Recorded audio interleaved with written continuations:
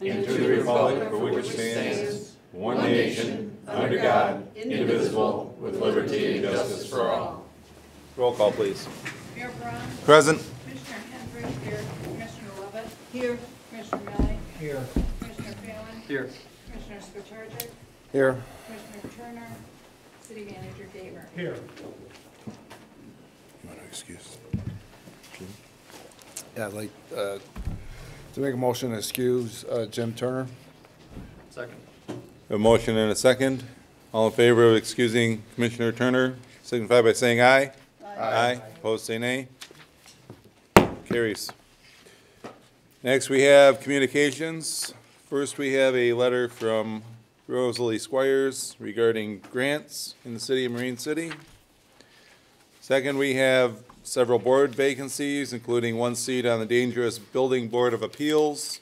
The Historical Commission has 2 seats, Planning Commission with 1 seat, TIFA with 2 seats, Zoning Board of Appeals, 1 seat, and the Board of Review, 1 seat plus an alternate.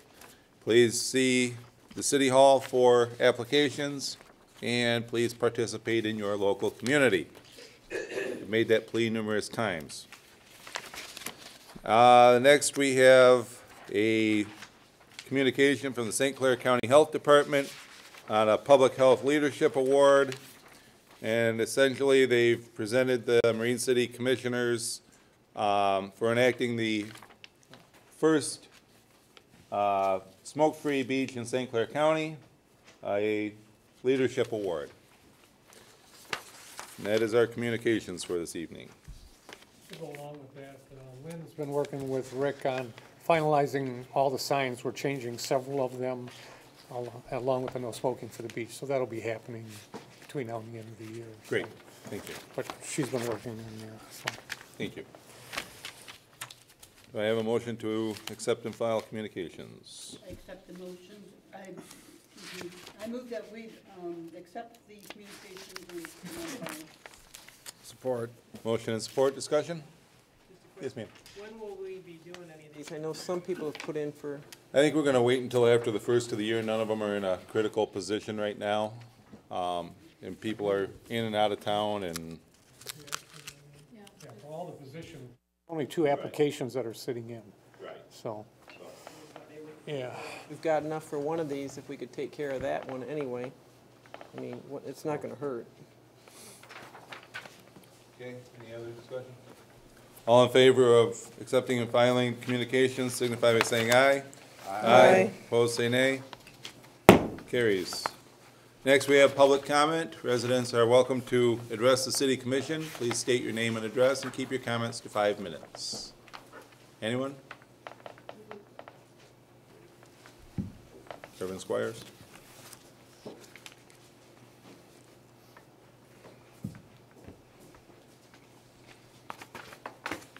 Rosalie Squires, Marine City, or 211 Michigan, Marine City, Michigan. I just want to make a couple comments regarding this historical district. There are real concerns I have about it, and this is the biggest concern I have. I think that we have a real hard time in this town with boards. I mean, we have a lot of vacant seats right now on boards. We've had, and not only do we have trouble filling seats on boards, we have trouble once people get on boards, people liking them. We've, in the last 10 years, in fact, it's less than 10 years, we've experienced 2 major recalls, one of which removed almost the entire board. Our TIFA, if you look back on the minutes, that's been a revolving door, and that has a lot of money in it, where that board's constantly changed its face. We have vacancies on boards right now, and they're not being filled. So how are we going to do this if we create another board? So I'm concerned about that. Another concern I have regarding the historical district is I live in a condominium, and I know what it's like to live with a board. And I know I had a horrible problem with my basement. And for years, it was just, you know, in a condo, your foundation is the basement, and it's owned by your association. And for years, they just patched it and patched it and patched it. And I just constantly mopped up water and mopped up water. It was a really horrendous experience in what was basically a new condo, because right now the condo is only 15 years old. Finally, 2 years ago, a new board got on, and they fixed it right. And thank God it was right before one of our wettest summers on record. Historically, I think it beat every record. I don't know what I would have done that summer had that not been done correctly. But I've lived with boards, and I know you can be on the side of negative decisions. And I think we're opening up a Pandora's box because we're not recovering like Algonac and St. Clair regarding our tax base. Things just aren't recovering here. Our downtown area, I mean, Apple Core is still sitting empty. There's buildings on Broadway sitting empty. Yeah, we finally filled the China shop, but we filled it with a public office. We're losing tax base from there. And it's a business, but it's a counseling agency, so it's not like it's really conducive to that area. It's not like we're gonna have foot traffic for a resale type opportunity. So, you know, it's just not recovering, and I think we're just adding something that we don't need to add at this time in our city. Thank you. Thank you. Anyone else? Mr. Squires.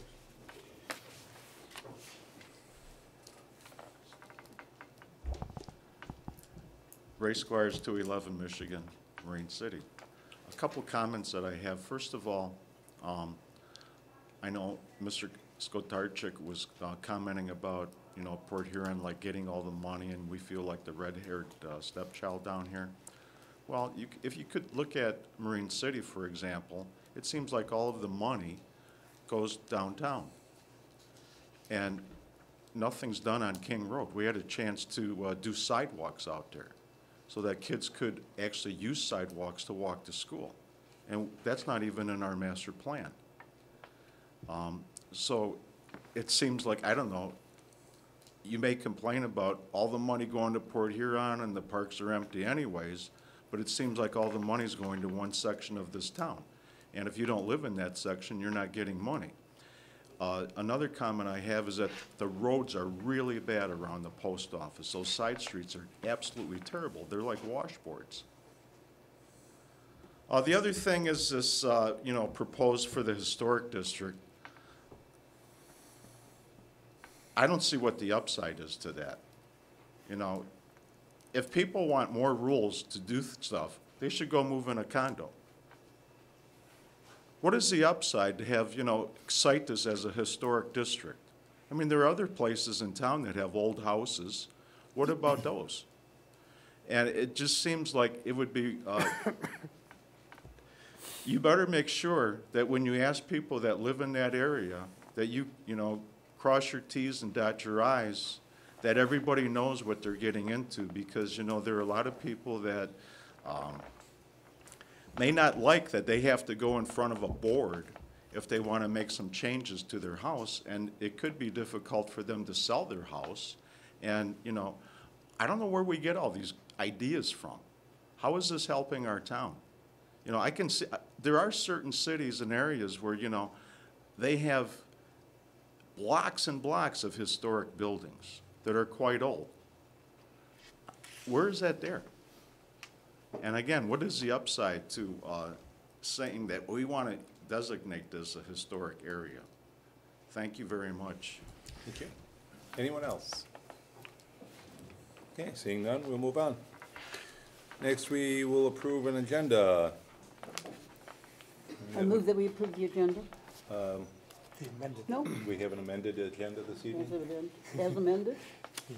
Okay. Support. Okay, we have a motion to approve the agenda as amended.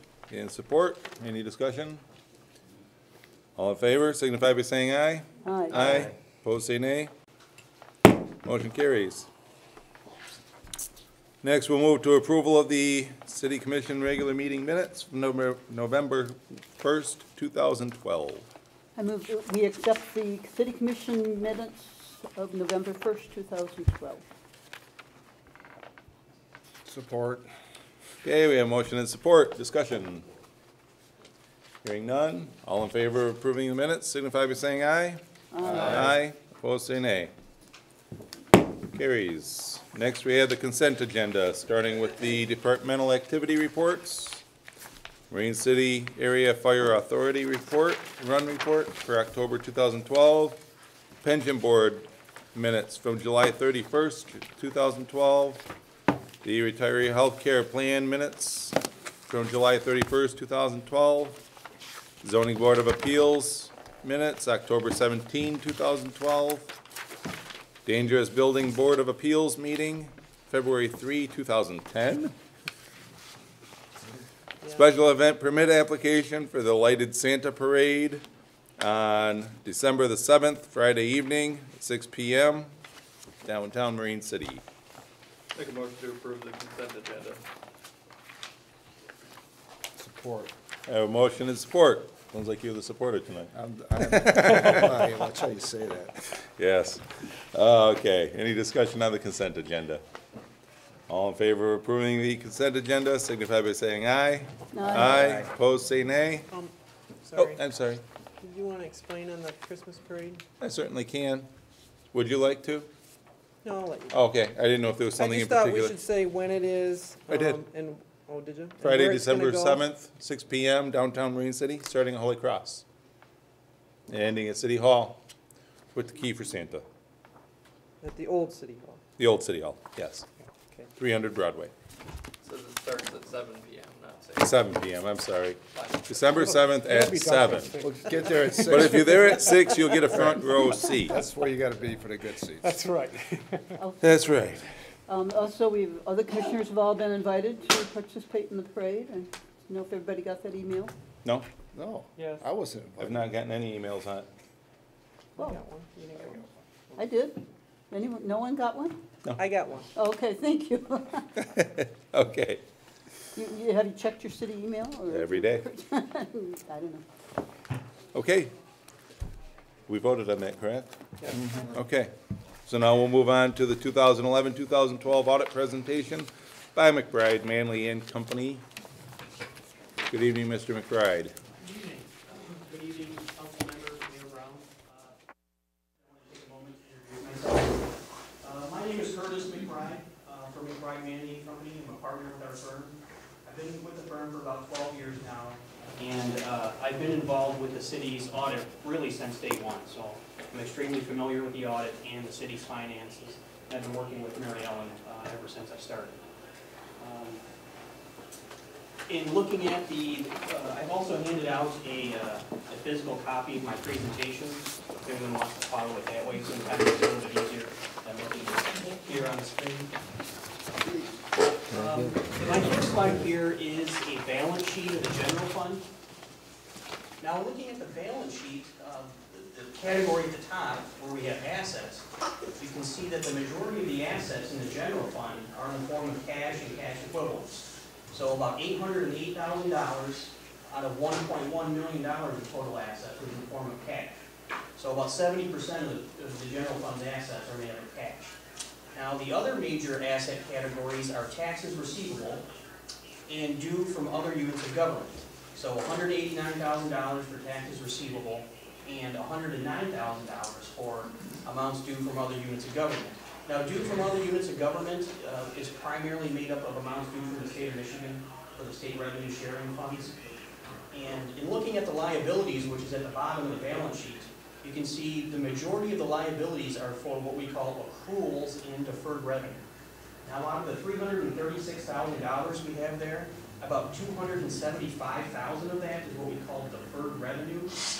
Basically, what deferred revenue is amounts that we have in receivables on the asset side, so taxes receivable, amounts due from other units of government, that have not been received within 60 days after June 30, 2012. So according to governmental accounting standards, we have to put them in a liability account called deferred revenue, because they're not resources that are available to pay current obligations. And as you can see, the general fund finished the year with a net fund balance of about $724,000. Now, to put that into perspective, the state of Michigan recommends that you have a minimum fund balance in the general fund of about 10% of annual expenses. And we actually have a more conservative recommendation. We recommend you have a minimum of about 15%. And the city's general fund's fund balance as a percentage of annual expenditures was actually about 23 or 24% of annual expenditures in that fund. So the general fund has a healthy fund balance at the end of June 30, 2012, well in excess of our recommended minimum. Now moving on to the next slide here, this is the income statement for the general fund. I presented 2011 and 2012 so you can compare the 2 years. In looking at the revenues, the thing you have to keep in mind about the general fund is that it primarily generates its revenues from property taxes and revenue from the state of Michigan, state revenue share. So you can see $1.6 million out of 3.2 in total revenues for 2012 was from property taxes, and about $422,000 was revenue from the state of Michigan. Now, in comparing the 2 years, a couple things really stick out here. Looking at 2011, you can see property taxes were about $1.7, $1.8 million in the general fund. That number has come all the way down to about $1.6 million for the year ended June 30, 2012. And that is, of course, directly related to a decrease in property values. Also, one thing that really sticks out here is you notice there's a category called other revenues. It went from $634,000 in 2011 to $821,000 in 2012. That's primarily a result of some additional grant monies received during the year. I believe a significant portion of that difference, that change there, is for the rental rehab project. I want to say that was in excess of a couple $100,000, so that explains the difference there. So when you compare total revenues from 2011 to 12, you can see you went from $3,092,000 in the general fund to about $3.2 million. So even though you had a significant decrease in property tax revenues, you did generate more revenues in the general fund during 2012 than 2011. Looking at the expenditures, you can see the majority of the expenditures for the general fund are for the general government, the public safety, and the public works department. So $492,000 for general government, $1,249,000 for public safety, and about $692,000 for public works. And that's pretty typical for a municipality the size of the city of Marine City. And you can see you had total expenditures of about $3,059,000 for the year ended 2012. Now, in comparing the 2 years, 2011 to 2012, the primary things that stick out here are changes in general government expenditures. You can see it went from $573,000 and it was cut down to $492,000 in 2012. And of course, public works went from $815,000 to $692,000. That's primarily the result of some cuts the city has made. I know over the last 5 years, there's been a cut in staffing, so payroll and related benefits have decreased significantly over those 5 years. So that explains the change in the general government and the public safety department. Now, to give you an idea of what's in the general government, that's primarily the city manager's office, the clerk's office, and the treasurer's office. That's a large portion of what we call general government. Now, another unusual change that we see here is insurance and special projects. You can see that went from $180,000 to $393,000 in 2012. That is directly related to your grant revenues. That is your grant revenues that you've spent during the year. So that explains why that increased, and there's a direct relationship between the special projects and your other revenues up on the revenue side. And as you can see, looking at the bottom, the net excess revenues, the general fund actually had an increase in its fund balance, or profit, during 2012 of $164,000. Now, this next slide just presents the general fund's revenues in a little bit more detail. And again, we have a comparison between 2011 and 2012. As I mentioned before, a lot of the revenue is generated from property taxes. So looking at the top line here, $1.6 million was for property taxes, or about 50%. So if you look at the pie chart, that's the large portion of the pie chart down at the bottom. And of course, as we also discussed in the previous slide, $422,000 for state revenue sharing, and $617,000 of refuse and other. Again, in that other category is that grant money that we received. So you can see about 19% was for refuse and other.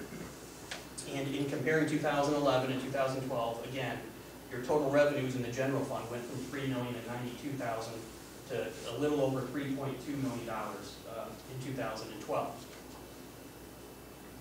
Now this next slide presents the general fund expenditures by type.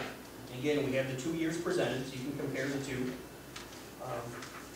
As you would have guessed, in looking at the top two lines, most of the expenditures in the general fund are for salaries and payroll taxes and benefits.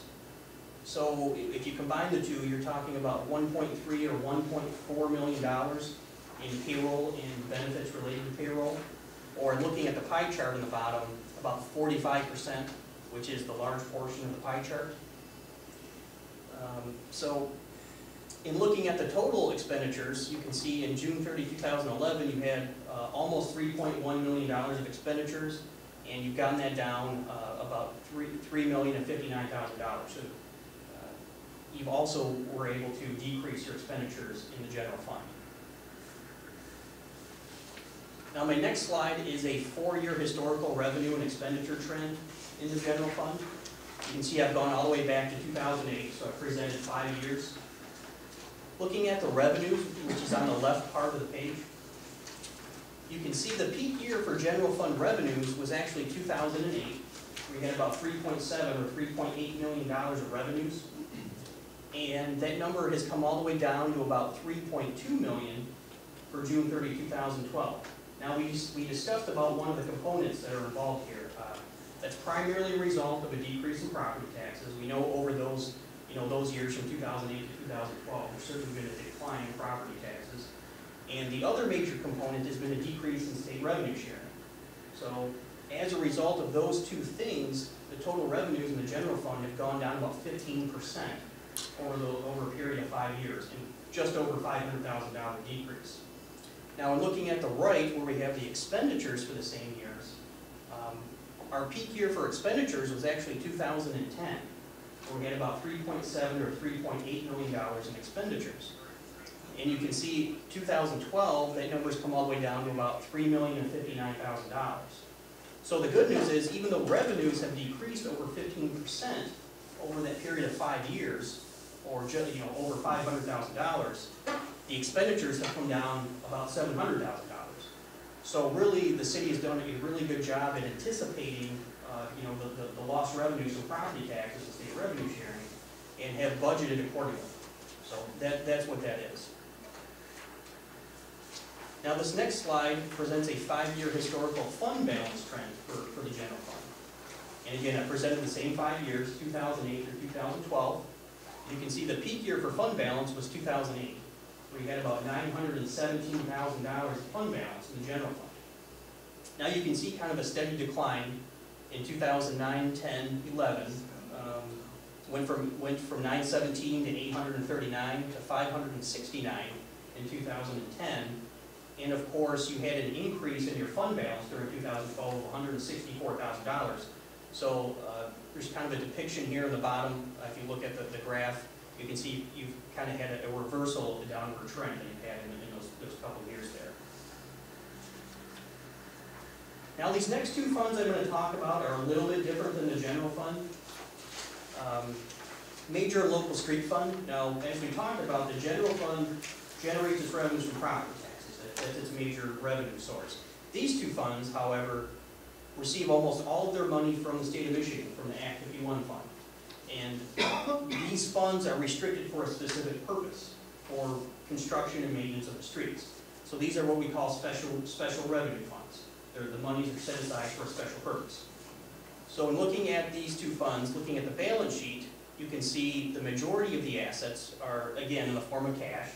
Looking at the local street fund, $251,000 in cash out of $263,000 in total assets.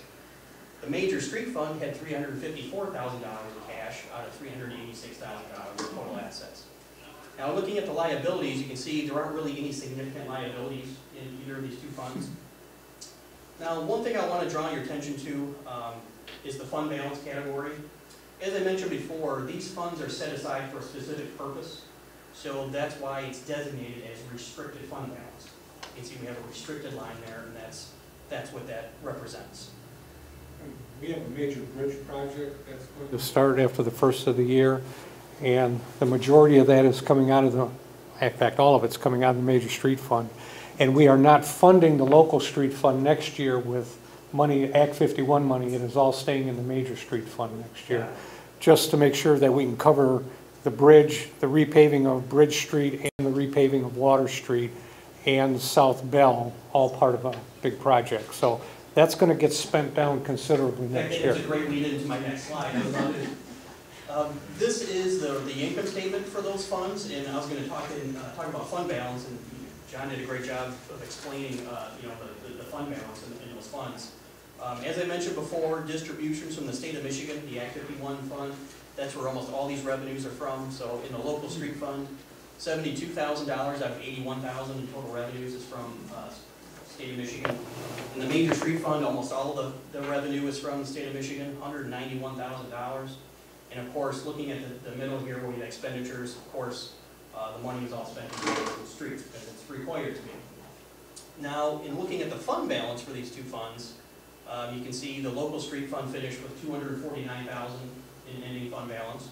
The major street fund finished with $377,000 in fund balance. Now, in comparing those to the annual expenditures above, you can see in the local street you have 117, the major street 149. Those fund balances are well in excess of 100% of your annual expenditures. And that's typical for these funds because of the situation that John just described. It's typical for, in these two funds, if you don't have significant construction projects going on for a few years, or maintenance, you preserve your fund balance and you save for projects. And then in years where you do actually have those major construction projects, you then start reducing your fund balance because you're spending the money. So that's pretty common for these two funds to have large fluctuations in fund balances from year to year. Now the last fund I'm going to talk about is also a little bit different. It's the Water and Sewer Fund. Now this fund doesn't generate its revenues really from the state of Michigan or property taxes. It actually generates its revenue from charging residents for the service to use the water and sewer. So it operates more similarly to a private company than it does for a government. And in looking at the balance sheet, you can see if you go about a third of the way down, there's this item on here called capital assets. That's where the majority of the assets are for the water and sewer fund. That is the water and sewer plant itself, the lines and the major equipment that are associated with the plant.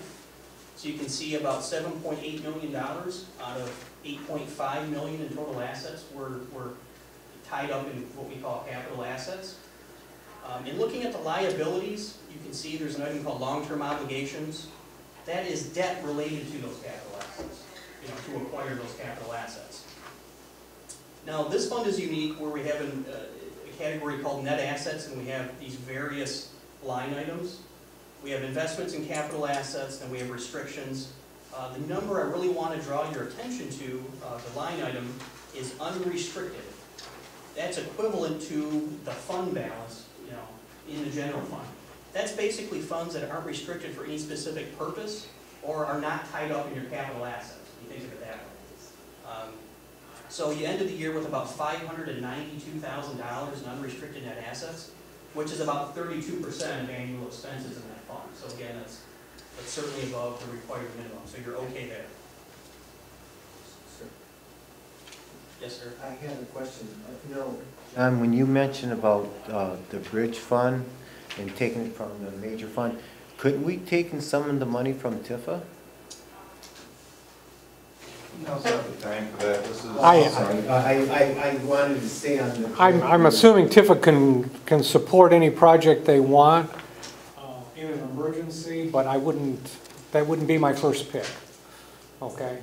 And we're planning ahead for the expenditures that we have, and we've been monitoring how the pricing's been coming back in and what have you. So as far as we can tell right now, we're on target, and I'm okay then.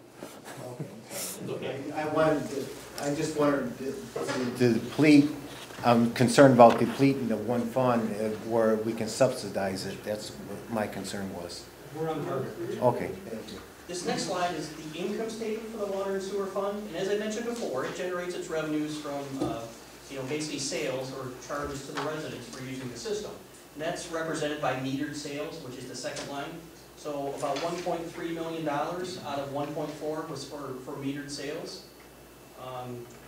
And as I mentioned before, the net assets is a little deceiving. You see the net assets at the end of the period, $5.8 million. But really the important number is that unrestricted net assets, which is the 592.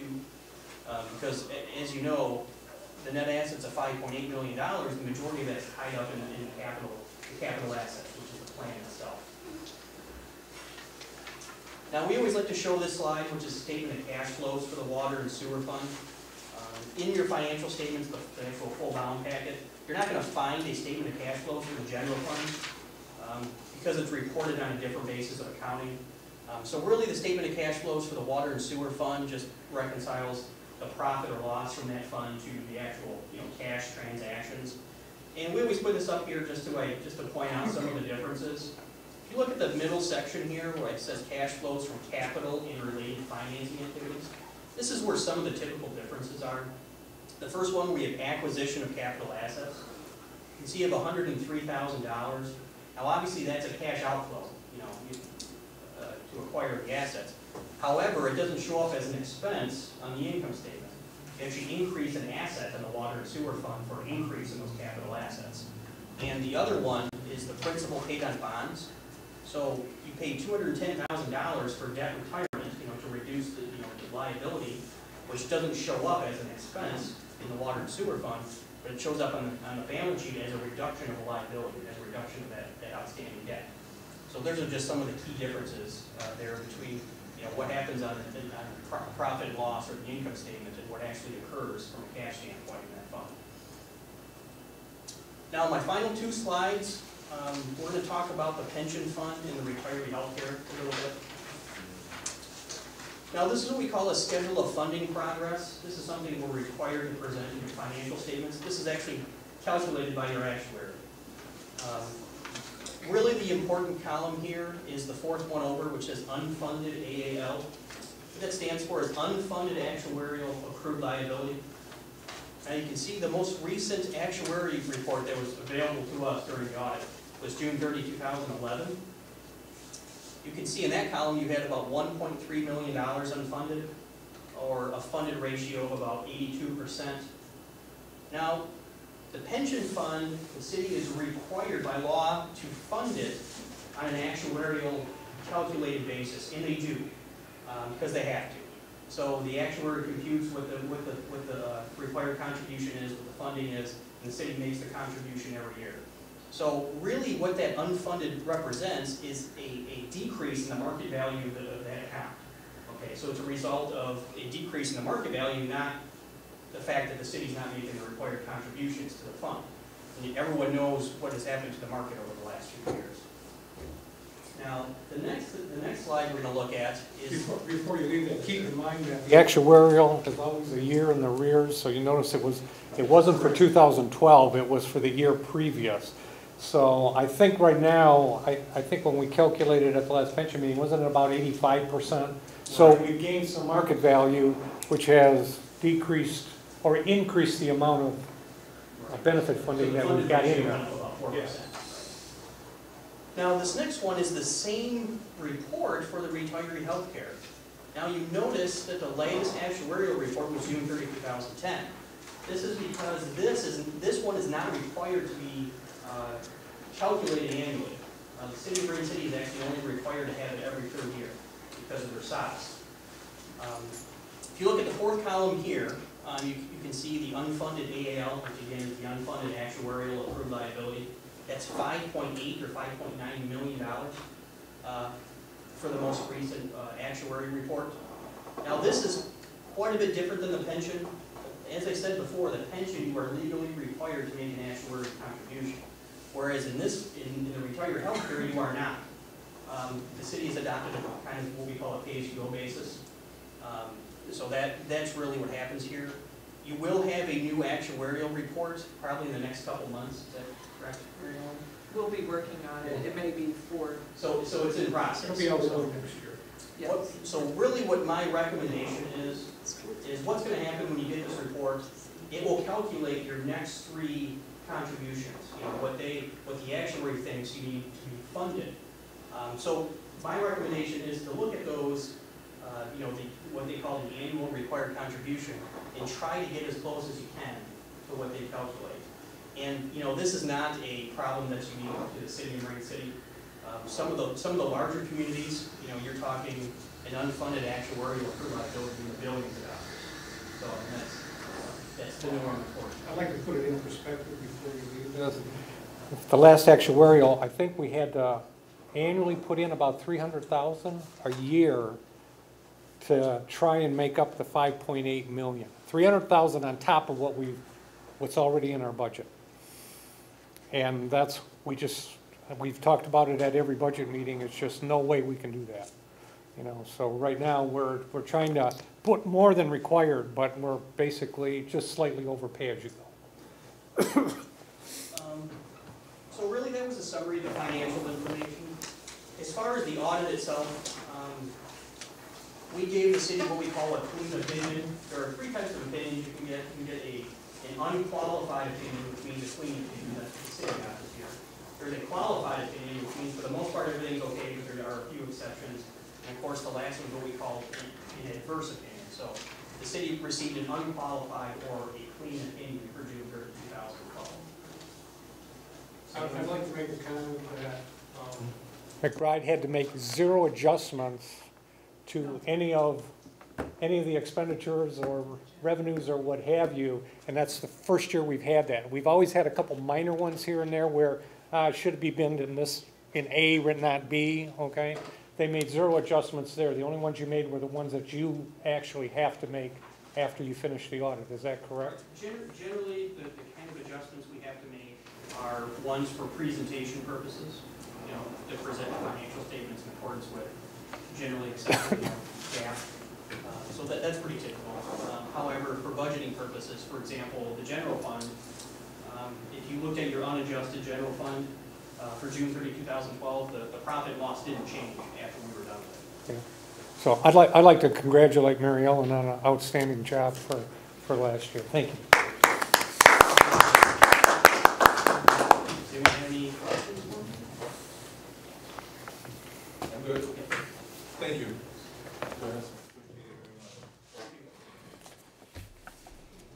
Okay. Move on to unfinished business. Item 10A is the ordinance 12-03, the fireworks, adoption of the ordinance. I move that we adopt ordinance 1203, the fireworks. Second. Okay, I have a motion and a second. Discussion? I'm just gonna ask that question since the attorney's here. Yes. This says that, you know, we can only do it on the holidays, so this will not interfere with when we have a festival that's not on any of those holidays. Well, Commissioner, it would depend, of course, on the timing of the festival. If it were to run afoul of the ordinance, we could, by motion of the commission, simply suspend enforcement of the ordinance so that it would not impact the particular festival or holiday. Okay, I just want to make sure for everybody out there that they understand that, because people were concerned. That's correct. Okay, thank you. Anyone else? Okay, all in favor of adopting ordinance number 1203, the 2012 fireworks ordinance, signify by saying aye. Aye. Opposed, say nay. Carries. Next, we have the proposed historic district ordinance, the introduction of same. I move that we introduce the historic district ordinance. Support. Okay, we have a motion and support. Discussion. Anyone? Your Honor, if I, excuse me. Yes, absolutely, Go you may. ahead. Your Honor, if I could just interpose, I was asked to be here as a result of some issues that came up at the November 1st commission meeting. I've taken the opportunity to go back through the commission minutes and the tape of the meeting, and for the commissioners' benefit, have attempted to address some of the issues that explicitly were raised. If you will allow, I'd like to handle those in the way they were presented at the November 1st meeting. If my responses lead to any further issues, I'd be glad to try to answer Absolutely. those. And of course, if there's anything that's come up since November 1st, I'd be glad to handle that as well. I begin with an issue raised by Commissioner Melly on the issue of a definition of alteration that occurs at page 2 of the proposed ordinance at section 1.3.a. The definition that we've used comes directly from the enabling statute, the Local Historic Districts Act, and accordingly, we're bound to use the state's version of the language there. So I think that as a we need to stand pat on that definition because it's been given to us by the state by way of statute. But secondly, an issue that was brought up and discussed by the commission at the time is that the use of this definition would not prohibit the type of development that Commissioner Melly foresaw. He was concerned that perhaps that definition might be limiting if and when the commission decided it might want to expand 300 Broadway. It simply means that if such a project were undertaken, that it would fall under the purview of this new ordinance if adopted. So, in other words, the Historic District Commission would be the responsible body to ensure that everything was being handled properly pursuant to the ordinance. Additionally, on a similar note, Commissioner Skotarczyk observed that the definition of department might be obsolete because the board or the commission that it represents, the department it represents, may have been disbanded back in 2009. I don't see any harm in keeping that definition in place at this time, if only for the fact that if the commission, excuse me, if the department were to be reconstituted, we wouldn't have to take any action on our ordinance to amend it subsequently. So I don't think that that presents a major issue for us. Commissioner Hendrick raised a point with respect to section 1.20.a, which concerned the civil violation of the ordinance. And her concern is that the $5,000 potential liability is too high. Again, similar to the point I made with respect to Commissioner Melly's issue, this $5,000 fine comes to us from the state. This is almost verbatim from or is in fact verbatim from the state statute. And I would note, however, that the $5,000 fine is a maximum value that can be imposed. It would not necessarily be the fine that would be imposed. Now, another question that had come up, and I don't know that it was given a proper answer, was who is it that makes the determination of what that fine ought to be? And the answer to that question is it would be the 72nd District Court. If there were a violation of the historic district ordinance, either a building official or a police officer would send a citation to the property owner who's in violation of the ordinance. And with that violation, that ticket would also be carbon copied to the 72nd District Court. That property owner would have the right to either go and pay the ticket, and at that point the court would determine what the appropriate fine ought to be, or the property owner could determine to have a formal hearing on the ticket, which is something short of a trial. There's no due process issues that we assign to misdemeanor cases. It's simply a preponderance of the evidence standard, and formal hearings conducted in front of the judge. The judge, he or she, makes a determination as to responsibility or not, and if the judge were to make a determination of responsibility, he or she would then impose a fine. Now, as the prosecuting official for the City of Marine City, I would be glad to address Commissioner Hendrick's concern, to work in concert with the Historic Commission, so that if we did have an instance where there was some sort of violation, I could certainly make a recommendation to the court. We feel, or the commission feels, that this would be the appropriate sanction in this case. Certainly the court is not bound by that, but I find in my experience they are very sensitive to that type of recommendation and might be very likely to follow through on it. Next, Commissioner Hendrick correctly noted, and I point this out, that if this commission were to adopt these amendments, that any changes to City Hall prospectively would fall under this new ordinance and not under the ordinance that exists presently, under which the original and the initial workup has been done. I think maybe the last big point that was raised was both by Commissioners Hendrick and Skotarczyk concerning the opening lines of paragraph, section 1.6. And that language indicates that the commission may establish by ordinance a commission to be called an historic district commission. The commission may be established at any time, but not later than the time the first historic district is established. And I think the question that was brought up is why do we need to do that when we've already had a commission? No, that's not the question. Okay, thank you. The question is, we're eliminating part of the ordinance, but we've already designated the 300 Broadway as a historic district. We're not eliminating that with this replacement. So then the word says, the commission may be established at any time, but no later than the time the first historic district is established. We've already established one. So does this mean, you see what I'm saying? The wording seems to say you can't create this commission because you've already created the historic district. I understand your point, but that's not, that need not be a concern. No, in fact, I probably should have renumbered these, but the statute contemplates that cities such as Marine City might do an amendment and where they've already designated districts and they've already had a historic commission in place. Yeah. And what the statute says is this act does not affect historical commissions appointed by local governing bodies, and I've omitted, with an ellipsis unfortunately, any designations of historical boundaries, any historical districts, to foster historic preservation.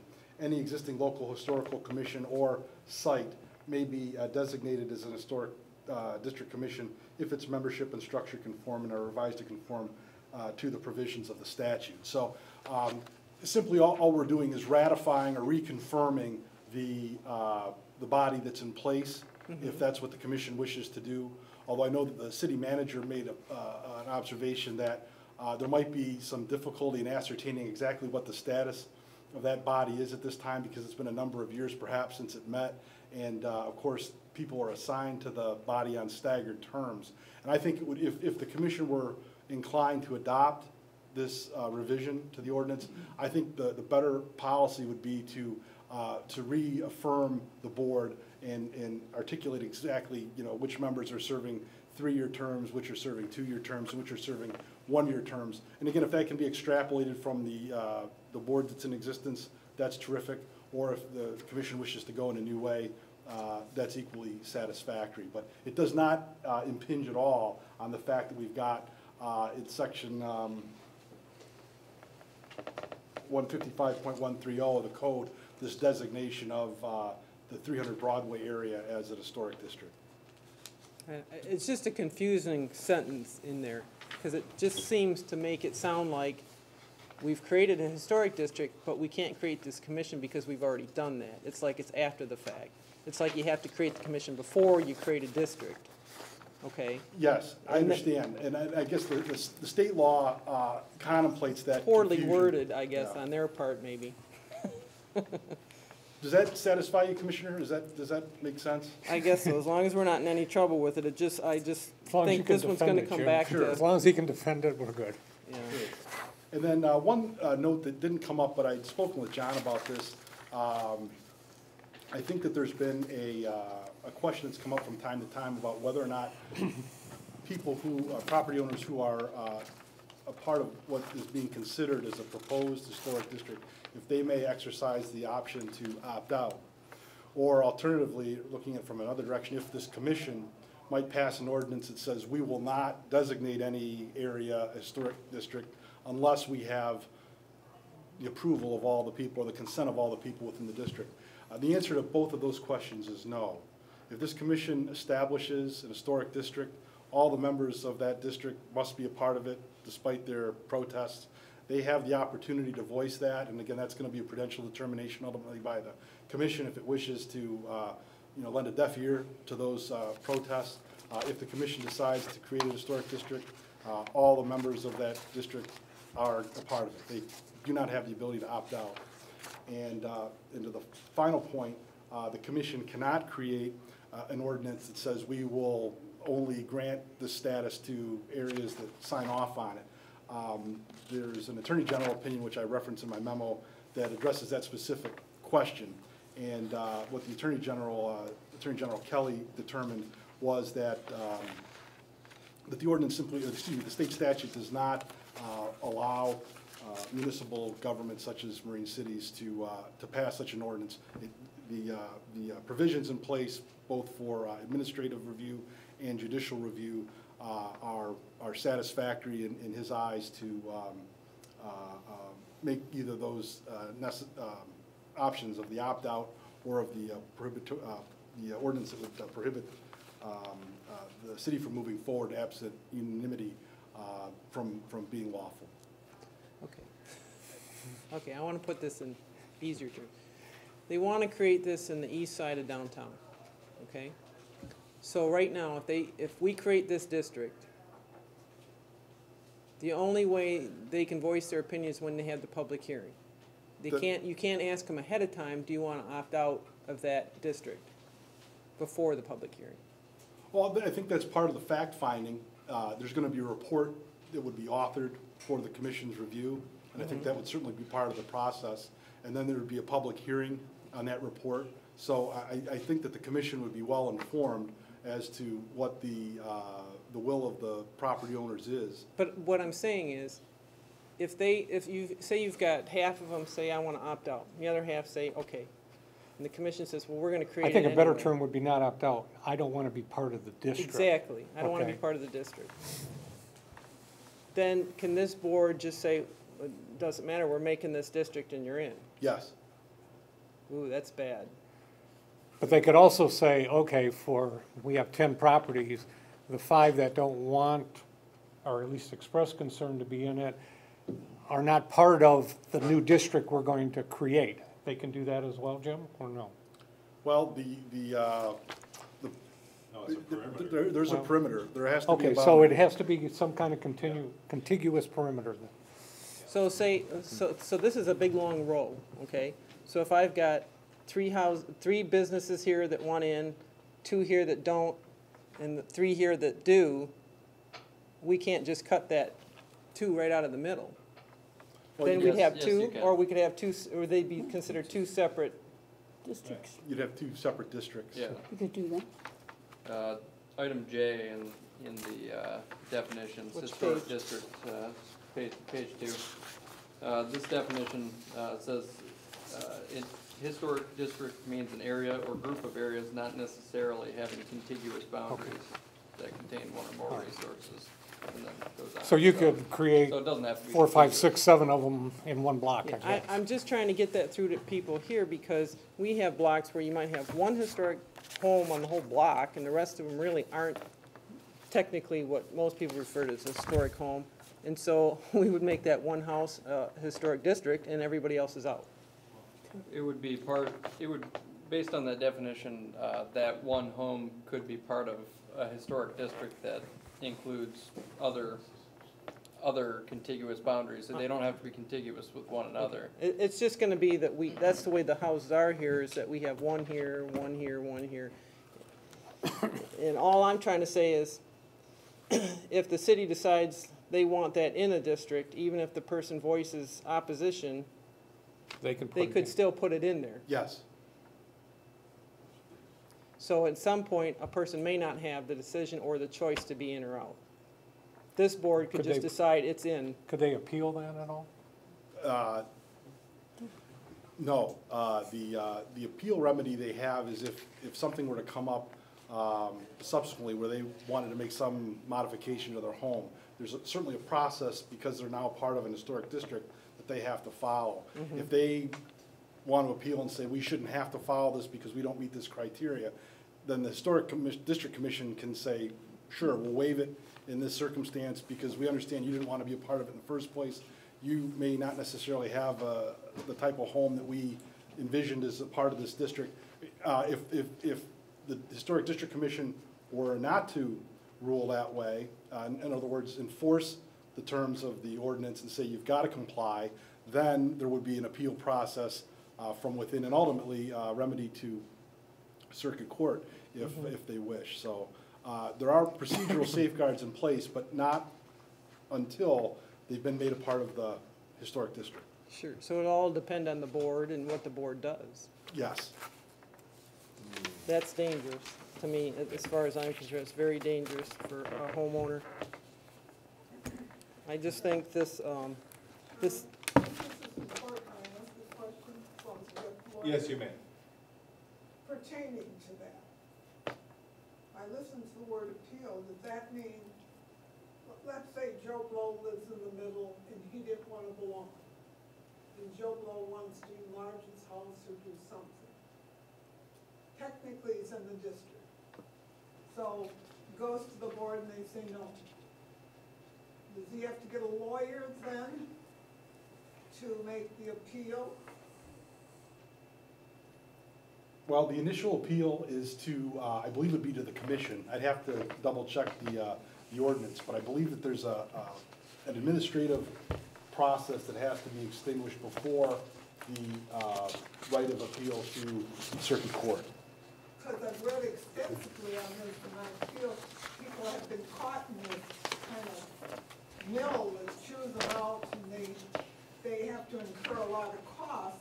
And because you do have little houses that are not historic, if you want to say it, unless you move another 50 or 100 years, then they'll be historic. But at the present time, they wouldn't be. So I think people have got to understand that when they vote, that there could be a problem.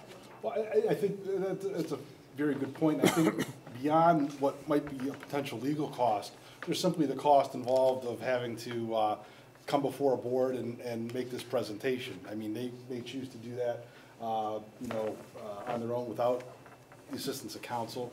But sure, I mean, I think this commission understands that that's a pretty hefty burden to be placed on a property owner who, in the example that we're using, is somebody who didn't want to be placed in the district in the first place. And I don't doubt your word, Mr.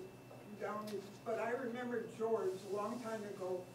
There was this whole discussion, God knows I should quit, because I remember George saying, well, if you're here, you can't go cutting these little parts out. And maybe I misunderstood what he said, but he said because you have to adopt it as a whole. I think that's what the concern of people is, and I think you would understand it as a lawyer, and I think that's the thing that everybody has to clarify. So if it's not clear, I have to feel. Yes, Commissioner Skotarczyk. I would just like to add a little clarity to this discussion for people at home, because all the conversation seems to be about creating historic districts, and what we're doing actually is adopting a new ordinance. We have one historic district, and that's the only parcel in the city to be affected by this at this time. At this point, that's But the correct. thought was, they said when they brought this, that they wanted to do the, The municipal buildings on Water Street. yeah, and eventually the east side of Water Street. And even doing the municipal buildings on Water Street ties our hands when we need to do anything with the outsides of those buildings. We're not gonna be able to do it as quickly as possible. It's gonna have to go through a complete, huge process. And I don't think there was anything wrong with our original ordinance. Yes, it didn't give a board the right to go in and tell people what they could do with their property, but it certainly was good enough for what the intent was. This is just going way too far. You're gonna have a lot of people that are not gonna be happy about this ordinance, and eventually, those little feelers are gonna go out. You're gonna start with those few municipal buildings, which is gonna cause us trouble, then it's gonna migrate out and maybe some more businesses downtown. Well, you're gonna put an undue burden on those people, and if they don't want it, to me, I think we should just keep the old ordinance as is, and we shouldn't go into this one, which is just too restrictive. It's just gonna put too much burden on a person, and a lot of them probably aren't gonna Well, want it. your comment about slowing things down and not getting things done, 300 Broadway is a perfect example, is why we need someone that understands historic buildings and construction techniques to oversee this stuff, because there's everything that's involved in this restoration that we're ongoing. A lot of it could have been, eliminated if it was just taken care of properly in the first place. And as we peel away the layers in that building, you can see some of the atrocities that have been done to it over the years that now we have to fix. And I think the main intent of this ordinance is to basically protect the city's historic buildings. When I say cities, I mean the cities own the properties that we own. But the current ordinance already protects it. And the problem is now we've got a building, the 300 Broadway, that has been sort of restored. To me, it looks worse than it did before. They've added things that aren't original. We're not keeping it historically accurate. And so now we have this big burden on this building. Yes, it should have been taken care of, but this is just going to make it worse. So now if you want to do future restorations, it's going to take you a lot longer to try to get this through. Well, you just made my point. If you feel things were done that weren't historically accurate, which I don't really know what you're talking about, then that board could have got. They didn't want to listen. I brought that up when we went through the plans. That's not the discussion here tonight, folks. But, But Stick that's to the this problem with this is resolution. going to be even worse than the one we have. That, what we did to the building, it was covered. We have an ordinance that covers it. It protected the building. You got the stuff done. This is just too much, and it's putting too much restriction on a lot of other people. These boards just become a problem, because again, it's who gets on the board, who likes who, and I got a ton of documentation of all those type of situations where they're not working in other communities. And in you some can get an communities, equal they got number rid where of it is them. working, so. Commissioner Melly? Yeah. I was thinking about, like what Rosaline was talking in the public comment, about getting board people on a board. But then I also realized too, sometimes in a small town, there's cliques. And if you're not in that clique, there ain't no way in heck you're gonna accomplish something if you want something done and you're penalized because you're not involved in that clique. And it's very hard if you wanna do something. And I just feel like, I think we are opening up a can of worms. We are getting 300 Broadway restored under the old ordinance. And you guys are adding things to the building. I'll give you an example. We're talking about adding a clock that was never there to that building. I question about the ironwork, that we removed the ironwork. I've never seen a picture of the brick on the pillars. You haven't seen the original picture of the building. Again, that's not the discussion. But what I'm saying is, if we alter different things or one thing or another about accuracy to the building itself, it just leaves things open. If you want to embellish the building, you want to add a clock to the building, I don't care. You want to do that, that's fine, to embellish it, to make it look more attractive, one thing or another. But I just feel as though we do have an ordinance right now in existence, and by opening up another can of worms, you're having a board and other things, we are getting things accomplished on 300 Broadway. It's not like our hands are tied that we can't do it.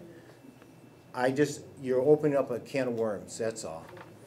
That's my opinion. I'm. Can I comment on something? The Commissioners go. purpose for this ordinance is to protect those buildings, especially, right now, the one historic district that we had, because even though it's a historic district, it certainly has not been protected. And our heritage needs to be protected, and I think that's the first step. This board may change at any time, and other people coming in may have different ideas, but if there's an ordinance there, then, they need to follow that. And it's true, you're talking about boards and not getting people, et cetera, and cliques. Any board is composed of those people who will apply, and we're not looking for a clique. Mayor Brown has been begging for months now for people to join a board. I can assure you the Historic Commission does not have that problem, and there are plenty of people already on that commission, and more that would like to be on it that would be limited. So that has not been a problem. Commissioner Phelan, did you have anything to add at this point? Okay. Not right now. You're the only one that hadn't spoken. I thought I'd call you. Commissioner Hendrick. You said that this board is putting this in protected. New board could come back in and just take this right back out. So that has no bearing on it. It really doesn't. It's only because this board has controlled what goes on to that building, and the fact that the building was in repair. It's the city's own fault for not putting money away, nobody else's. But it still was being protected. This is just going way too far, because now you're putting in more buildings. Every building we try to touch and repair is gonna have to go through a huge process now, instead of Mr. Gaber being able to just go out there, get a bid, get the thing fixed. Now we're gonna have to go through a big length process. We gotta have hearings, we gotta have meetings, we gotta have everybody looking at it, and approvals and plans. I mean, it's gonna get involved. So it's up to you. You guys can do this, but just remember, next time you wanna touch the old city hall, you're gonna be stuck right underneath this thing, and it might take you longer than you want. So it's up to you. I'm not for it, obviously. That's correct. Can I say something? Can I say something? Very briefly. Sure. You know, the city of Marquette, which is a much richer city than this, and I believe has a lot more history from an earlier time, looked at this too. And people were outraged. They didn't want this. Because really, how much more government do we need? How much more freedom do we have to take away from people? If all this is about, you know, the old city hall, you don't need this. And I said earlier, I said, what's the purpose? What's the upside to this? And I haven't heard anything. Your point is taken, thank you. Any other comments from the commission? Hearing none, all in favor of introducing the Marine City Historic District Restoration Ordinance, signify by saying aye. Aye. Aye. Opposed, say nay. Nay. Nay. We have a tie. Fail. Who were the nays? Thank you. So motion fails? Motion fails. Okay. That was easy. That'll take us to new business. We have a resolution for the Peachy Island Lighthouse Rehabilitation Project. Yes, Commissioner Gaber? we have an opportunity to go after some grant money that's available through SHPO. But application has to be in by the end of the month. And that put me under a tight time frame, and we had to get this resolution that would both accept the money, and we're looking for $15,000. I left it blank because at the time we put the packet out, I wasn't sure on the restoration costs, and I got a little better handle for that.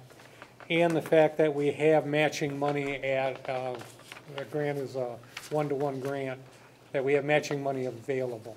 So that has already been budgeted, and this year we put $15,000 away. So we have about $30,000 to work on this, and we think we can get it in very stable and very nice looking for the 30 grand, if we can get the grant, okay?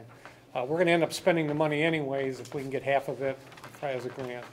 So that's the reason this is on here, because we need to turn that packet, need to mail it by Monday. So, Okay. I make motion to accept the resolution, to adopt the resolution for Pesh Island Lighthouse Rehabilitation Project. Support. Okay, we have a motion and support, discussion? Do we need to also stipulate the dollar amount? yeah, which would be 15,000. I'm sorry. You want me to, Just amend I'll it. just Yeah. I'll make a motion- amended to. I'll make a motion to amend the initial motion to stipulate an amount of $15,000. Support. Okay, we have a motion and support to adopt the resolution for administrative, to have City Manager Gaber apply for grant funds in the amount of $15,000 to the for the Michigan Lighthouse Need to System. vote on the amendment first. Oh, I'm sorry. We have a motion, or an amendment. Motion to amend. We have a motion, thank you. My head is terribly cloudy tonight. We have a motion to amend the resolution for the Peachy Island Lighthouse restoration. All in favor signify by saying aye. Aye. Aye. Opposed, say nay. Now, Amendment Now- carries. Now, all in favor of adopting a resolution to allow Mr. Gaber to apply for grant funds in the amount of $15,000 to restore Petchy Island Lighthouse signify by saying aye. Aye. Aye. Opposed, say nay. Thank you, Court. Carries. Brings us to the next resolution. This is a resolution of renewal as an associate level community in the Michigan Main Street Program. Yeah, I've been monitoring the emails that come out of this Main Street program and there's a lot of them that come out of it. And I know that Commissioner Turner had wrote the letter and said, hey, we want to stay at the associate level, and I thought we were done with it. And then one came out yesterday that said, oh, by the way, you need a resolution that says you state this, and we need it by December 7th. So that's why we walked this one in. So the letter was sent that said we wanted to stay there, but neither Jim or myself realized that there was a resolution that was associated with that. So this just basically says, yeah, we want to be part of it, but we want to stay at the associate level for another year. So. I'll make a motion to adopt a resolution to renew our status as an associate level community in the Michigan Main Street Program. Support. We have a motion and support. Discussion? Hearing none. All in favor signify by saying aye. Aye. Opposed, say nay. Carries. Next up, we have financial business, disbursements including payroll of $197,546.75. I make a motion to approve the disbursements, including payroll of $197,546.75. Second. A motion and a second. Discussion. Hearing none. Roll call, please. Commissioner Hendrick, Yes. Commissioner Lovett, Yes. Commissioner Milling, Yes. Commissioner Phelan, Yes. Commissioner Scartarja, Yes. Mayor Brown. Yes. Motion carries. Thank you. Next, we have preliminary financial statements for October of 2012. I make a motion that we accept the preliminary financial statements of October 12th, 2012. Support. Motion and support. Get tired of being the supporter. He was supporting. You jumped on it. Any discussion? All in favor signify by saying aye. Aye. Opposed, say nay. Carries. Takes us to the city manager's report. Just a couple of quick items. We're going to be reviewing another building tomorrow with a potential property owner on rental rehab. Looks like it might handle 3 units.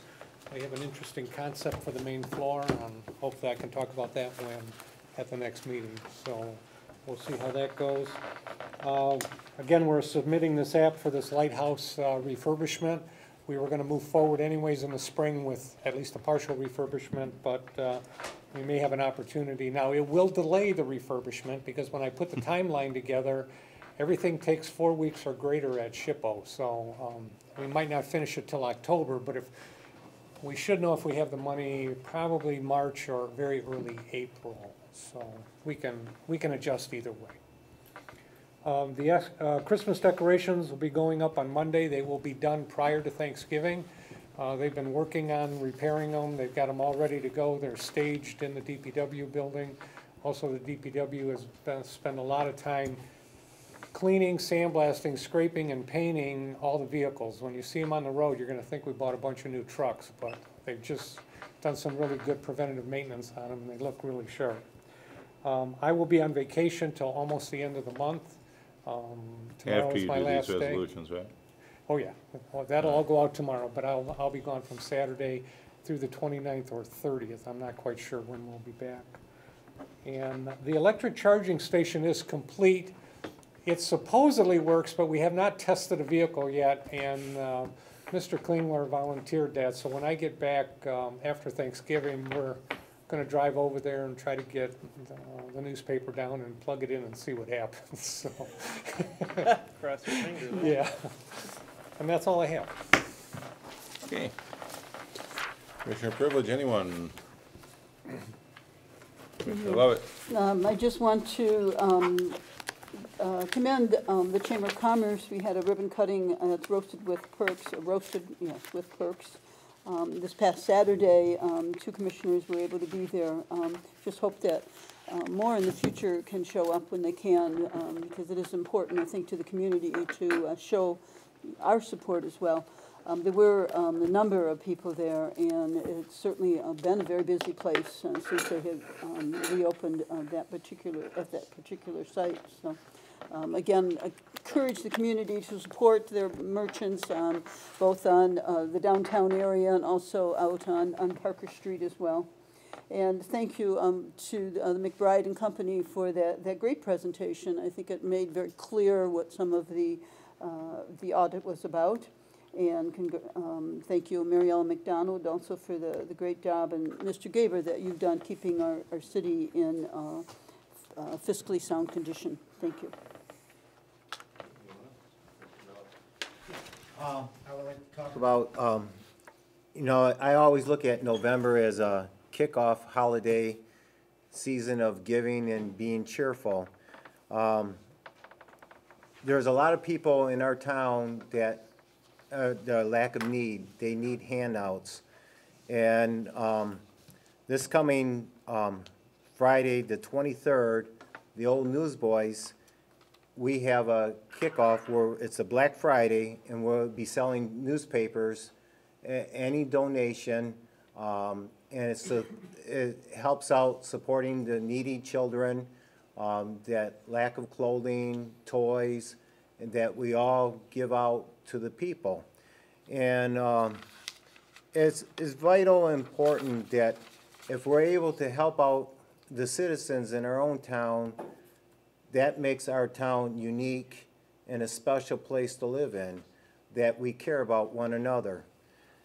And also, on the 7th, Paul Liss is having a lighting display, and that also is the same day that our Christmas parade is on.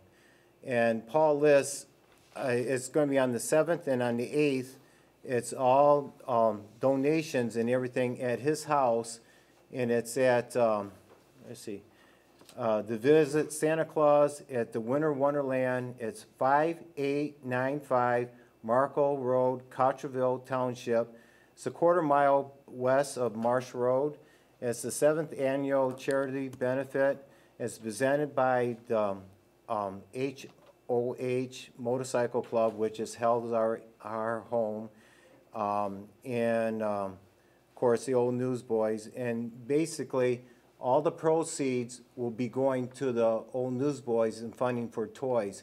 And they ask for donations of canned foods, new toys, and of course cash is appreciated. It's to help out the different people. Last year they raised up over $2,000, which was really a blessing to for the needy children in our community. And if you wanted some more information, Paul Liss's number is area code 810-765-7917. And it's, he asked if you would call him in the evening if you want to find out more information. But it's really a delight if you're able to come out there and see Santa Claus and all the lighting show. And he's got also a deal with Edison, and it's really a spectacular show where people can get photo shots with Santa Claus. And it's so easy, just a cash donation or a new toy or cans of food, and just to have a good time. Also, you know, that's the 7th is our lighted parade, and that's at 7 o'clock. And this outing time, oh shoot, okay, is from 6:30 and 8:30 is at Paul Liss's house, and they have bonfire and everything else be out there. It's a good, worthy cause, and also just to be a part of our community. I find out sometimes with our season of giving and be able to help out one another, it just makes our community a wholesome family to be a part of. It's just, I always enjoyed the holidays, and it's just something, if you're blessed through the years with work and one thing or another, and if you're able to help out people, to me that's a great honor of anything to to give back to the community.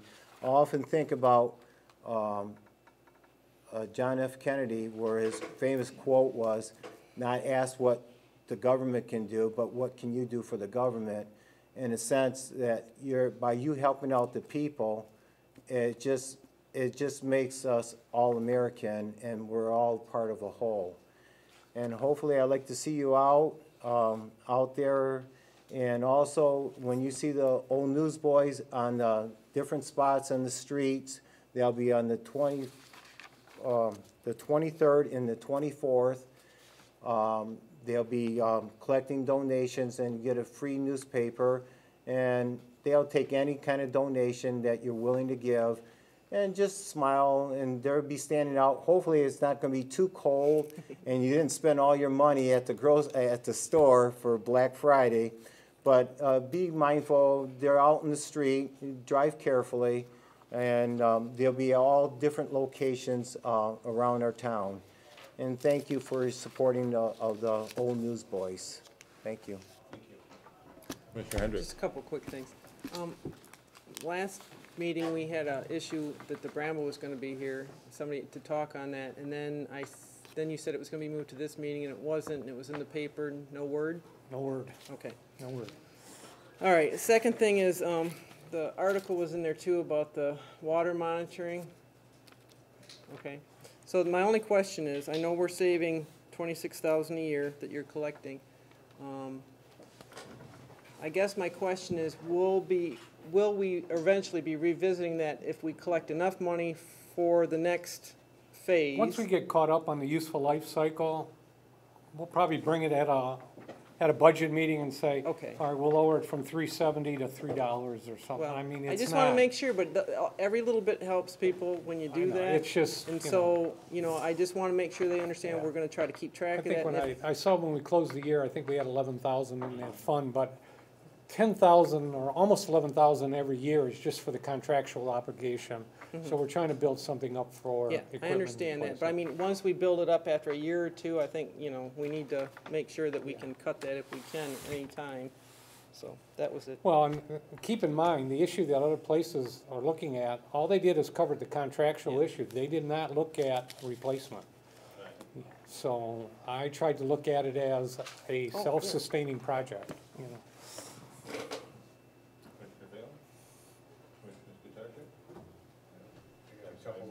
Tim Scotarczyk, Oh, Commissioner Skatarczyk. the seconder. Yeah. Based on some comments tonight on 300 Broadway, how it looks, and looked better before, that kind of stuff, I guess we're in need of a little construction update, just for the public. Over half of that project has not been completed to date, and we have a lot of stuff left to do on the outside, including trim work, there's roofing work, there's carpentry work, there's porches yet to be built, there's guardrails, handrails, windows, doors, a lot of stuff that hasn't happened yet. So if you're sitting there looking at that building and saying, geez, this is what we got, it's not even half of the project to date. The problem is at the factory where the windows are being built, and it's delaying the entire process because the builder does not want to mobilize again until we have the windows. He doesn't want to do it twice. And I don't know if you got the latest email, but now the delivery date is February. I haven't seen Yeah. that.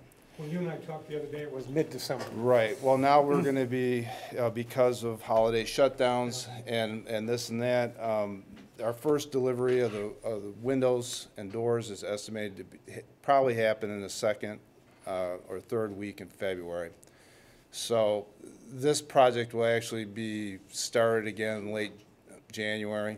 I think that's when he wants to get some of the carpenters to work and stuff like that. So if you're looking at the building, wondering what's going on,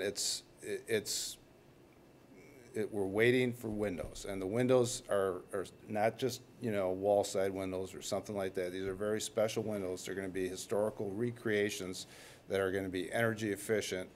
And just unfortunately, there was a big job they got in ahead of us, and And what, 400 windows? 400 windows, Custom and special it windows. pushed our whole job back in the queue. So that's what we're waiting for, and as far as I believe they're talking about the railings or the parapets that were replaced on the balconies. We did find one of the original pictures of the building, and the original railings on the balconies were brick, and the architect did try to recreate what was there originally. So that was actually an attempt to be historically correct. And then I made some comments about the county last meeting. I guess upset a few people because I got a letter addressed to me and this and that. And I used a little sarcasm, and maybe what I was actually trying to say got lost. What I started out saying is when I read this, me personally, this is how I feel, the county parks the newsletter that comes out every once in a while, I just feel like, you know, a little bit left out. And because a lot of this stuff is way north of us and out in the country, and it just seems like I was just basically questioning whether we really get our fair share from the county parks is what I was. We get a portion of the county millage for Parks and Rec, right. And we save that and we spend it, and then we save a little more and then we spend it. I know she's got a project that's gonna happen in the spring in King Road Park. She wants to replace some of the equipment over there. And but the main reason I brought it up really wasn't a gripe, it was possibly an opportunity. When I saw that they had a $2 million grant, the Community Foundation of St. Clair County had a $2 million grant to restore shoreline along the river. And this is what was lost. Our public beach, we have two areas that flank the beach that are, I think, road approaches or whatever, that I've never really liked what was used to shore up the ground there. It's just busted up concrete. You can find scraps of metal in there, hunks of asphalt. In my mind, it's not very attractive, and I don't think it's really great having that kind of stuff right next to a public beach. And if you look now that the water levels are so low at the north end, there's a whole bunch of other stuff that's been exposed because of low water, which is basically just debris, concrete, and this and that. And it's not technically part of the beach, but it is. It just, the beach continues. So what I was suggesting is possibly, if this isn't written in stone, if all the details aren't done, this is money they're going to spend next year, that it might be worth our while to approach them and just see if, you know, maybe we could, participate in that program. And I measured it. We've got about 150, 160 feet of frontage, very small area. And if not, if it's written in stone and if everything's already set, well, you know, maybe we can get some pointers on how to maybe get a grant like that ourselves. So that was my main point. And I guess it was lost because of some of my sarcasm. But I said, we're looking at that, but we won't see anything before next year. And, yeah, and the redheaded stepchild comment, I mean, that's a pretty common term, but if I did offend someone, and if I did, I apologize. What's that? Yeah, that's it. Well, you did get a fancy certificate from the County Health Department for making it a smoke-free beach. That's true. So that's something nobody else in the county has. Well, yeah, and to be fair, they did point out we're going to get some signs on the trail. Yes. In Marine City. Yes. I only have one thing to say, actually two. One, happy Thanksgiving, be safe. And two, does anyone want to go home? Motion to adjourn. Second. All in favor, signify by saying aye. Aye. Opposed, say nay. Thank you all.